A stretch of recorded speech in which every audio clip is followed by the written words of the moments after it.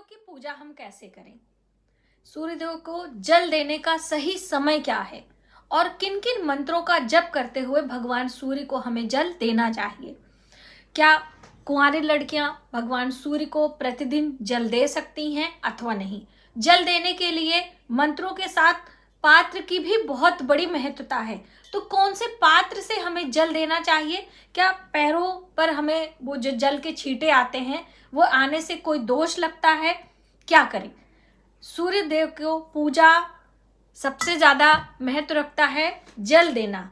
तो जल देने का सही नियम क्या है, उसके लाभ क्या है और उसे हमें कब देना है, सही समय क्या होगा? बहुत सारी बातें भगवान सूर्य की पूजा और उनको जल देने से संबंधित इस वीडियो में हम आपके साथ शेयर करेंगे। नमस्कार, वेलकम टू माय चैनल। मैं हूं मनीषा। दोस्तों, वीडियो बहुत ही हेल्पफुल है, पूरा एंड तक आप देखिएगा।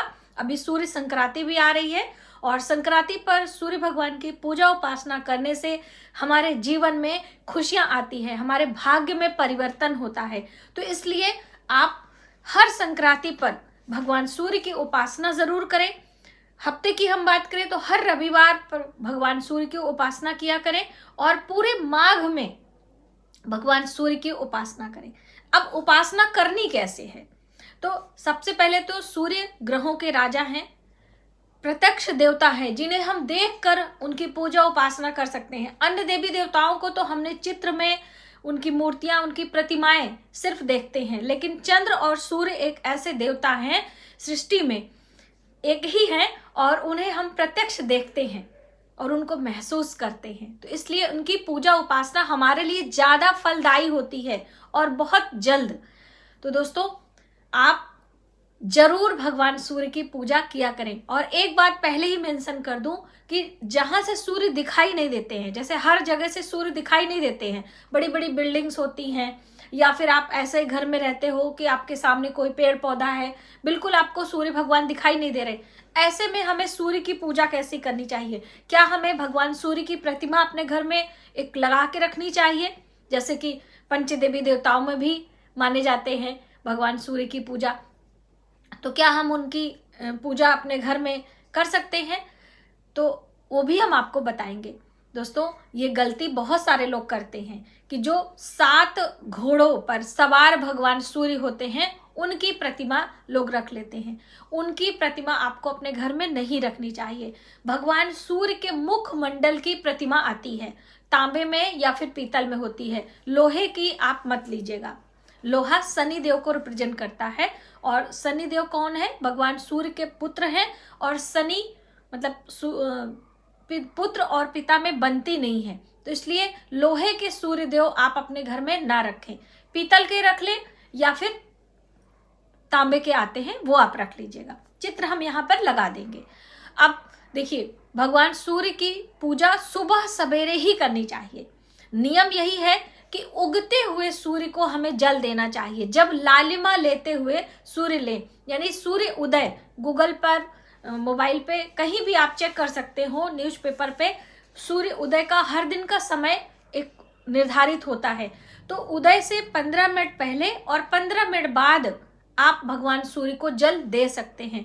आपकी आंखों से सूर्य दिखाई नहीं दे रहे लेकिन आपको टाइमिंग पता है, तब पर भी आप पूर्व दिशा की तरफ मुख करके भगवान सूर्य को अर्घ्य दे सकते हैं।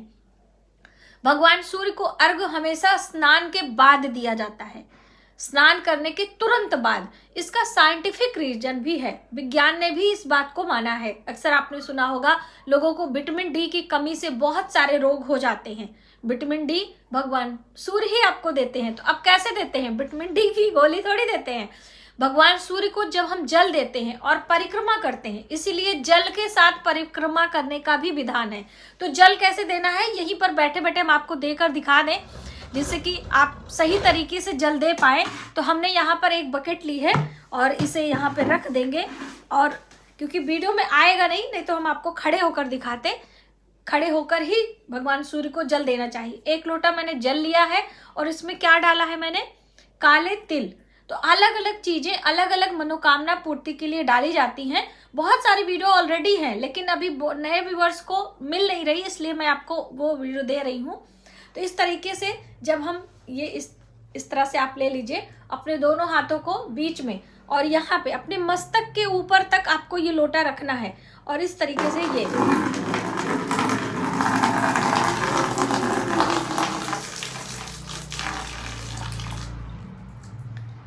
इस तरह से एक धार में आपको ये जल देना है और अपनी आंखों से जल की धारा को हमें देखते भी रहना है और जल की धारा के पीछे से भगवान सूर्य को भी देखना है।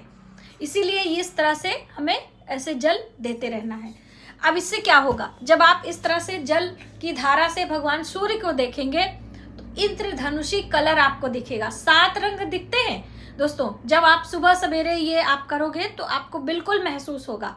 और फिर हम घूमते हैं तो परिक्रमा 7 बारी कर सकते हैं, 3 बारी, 5 बारी कर सकते हैं। जब हम परिक्रमा करते हैं, इसीलिए 7 बार परिक्रमा करने का विधान है, उगते हुए सूर्य को जल देने का विधान है।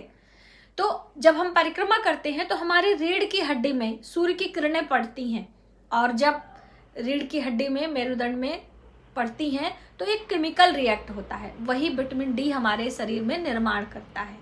तो बस इसीलिए उगते हुए सूर्य यानी सूर्य के 1 घंटे के अंदर आप जल दे लीजिए, वही आपके लिए लाभकारी है। बाकी दिन आप 12 बजे दीजिए कुछ भी, उसका उतना फर्क आपके शरीर पर नहीं पड़ता है।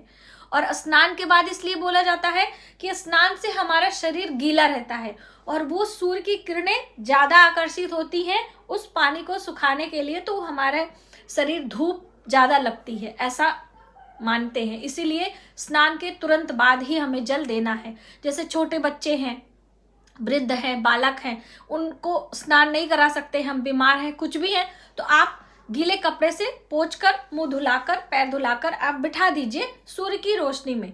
अभी तो सूर्य की किरणें मिलना बहुत मुश्किल है।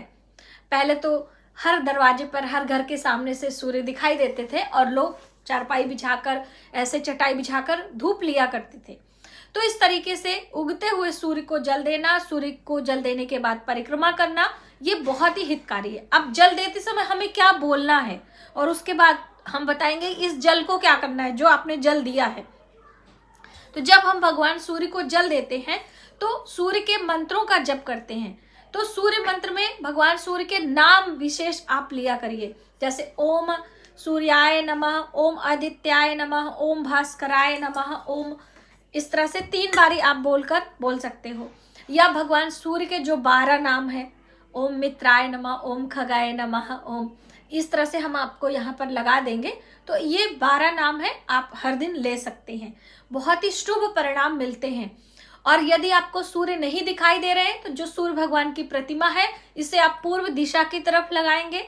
आपका पूजा मंदिर कहीं भी हो, लेकिन पूर्व दिशा की तरफ लगाकर और भगवान सूर्य को इस तरह से जल अर्पण करिए दूर से ही, और आप 11 नाम 21 नाम बोलिए। पूजा करने के नियम है, तो जैसे कि सूर्य षष्ठी का दिन होता है, रविवार का दिन है, तो एक लाल रंग का आसन बिछाकर स्नान करने के बाद भगवान सूर्य को हम जल देंगे और वहीं पर बैठकर आदित्य हृदय स्तोत्र का पाठ करेंगे। आदित्य हृदय स्तोत्र का पाठ करने से हमारी मनोकामनाएं पूर्ण होती हैं। तो आप वो भी कर सकते हैं। किसी विशेष मनोकामना के लिए आदित्य हृदय स्तोत्र पाठ करने का नियम लिया जाता है। भगवान श्री रामचंद्र जी ने भी आदित्य हृदय स्तोत्र का पाठ किया था लंका पर विजय प्राप्त करने के लिए। तो गांधी जी ने भी आदित्य हृदय स्तोत्र का पाठ किया था। तो इसलिए आप ये किसी विशेष मनोकामना के लिए, लेकिन हर दिन भगवान सूर्य को हम जल देते हैं। अब जब हमने भगवान सूर्य के जल में काले तिल मिलाया है, इससे क्या होगा? काले तिल डालकर यदि हम हर दिन भगवान सूर्य को जल देते हैं, इससे हमारे पितर प्रसन्न होते हैं। और आपको पता ही है कि जब हमारे पितर हमारे ऊपर प्रसन्न रहते हैं तो उनकी कृपा से हमारे जीवन में बहुत सारी खुशियां, समृद्धि, संतान वृद्धि, घर में पूरा खुशियों का माहौल रहता है। तो इसलिए काले तिल डालने से भगवान सूर्य को जल देते हैं तो पितरों की प्रसन्नता और उनकी आत्मा तृप्त होती है। पितर पूजा में काले तिल का ही इस्तेमाल किया जाता है। अब मान सम्मान की प्राप्ति के लिए या फिर वैवाहिक जीवन में खुशियां लाने के लिए आप हल्दी का इस्तेमाल कर सकते हैं। लेकिन एक चीज आपको आगे वीडियो बताने से पहले कि बहुत सारे लोग लाल फूल, गुड़, अक्षत, हल्दी सब इकट्ठे मिला लेते हैं। इकट्ठे मिला के आपको चीजें नहीं डालनी है। जैसे कि आपने करीब 6 महीने 1 वर्ष तक लाल फूल, गुड़ डाल के आपको जल दे सकते हैं, इससे आपका मंगल अच्छा होगा। कभी आप हल्दी डाल के, यानी 6 महीने हल्दी डाल के आप पाउडर जो होता है उसको जल दीजिए। फिर उसके बाद सिर्फ चावल, अक्षत जिसे होता है, और लाल पुष्प हम भगवान सूर्य को अर्पित करते हैं, और जल अक्षत, और अक्षत वही पेड़ पौधे के पास में छिड़क देते हैं जैसे पंछी वगैरह खाते हैं। अब ये जो जल है जो आपने अपने बकेट में डाला है, इसे किसी पेड़ पौधों में डाल देते हैं, गमले में डाल देते हैं। पैरों पर छींटे यदि पड़ भी जाते हैं तो उससे उतना फर्क नहीं पड़ता है, लेकिन यदि आपने जमीन पे कहीं भी भगवान सूर्य को अर्घ दिया है, उस जल को लांघना नहीं चाहिए, क्रॉस नहीं करना चाहिए, ये ध्यान में रखें। कभी कभी पैरों पर छींटे पड़ भी जाते हैं, काफी दूर से आप दे रहे हैं तो नीचे वैसे ऑटोमेटिक छींटे पड़ने हैं, तो उससे कोई उतना फर्क नहीं पड़ता। कमर के नीचे का हिस्सा शनि देव को रिप्रेजेंट करता है, इसलिए उतना आपको उसका दुष्परिणाम नहीं होगा। लेकिन उसे क्रॉस ना करें, आप उसे लांघ कर आगे ना बढ़ें, उसे किसी गमले में विसर्जित कर दें।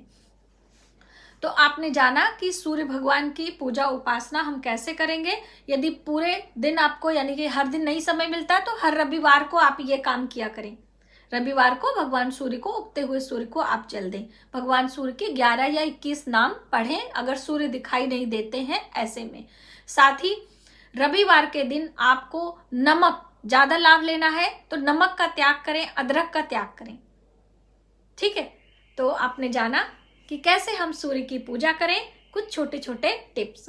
डिटेल में और भी वीडियो बहुत सारी हैं, तो आप उसे एक बारी देख सकते हैं। आज की वीडियो में बस इतना ही। यदि हमारी जानकारी हेल्पफुल लगे तो प्लीज वीडियो को ज्यादा से ज्यादा लोगों में शेयर किया करिए। जय माता दी।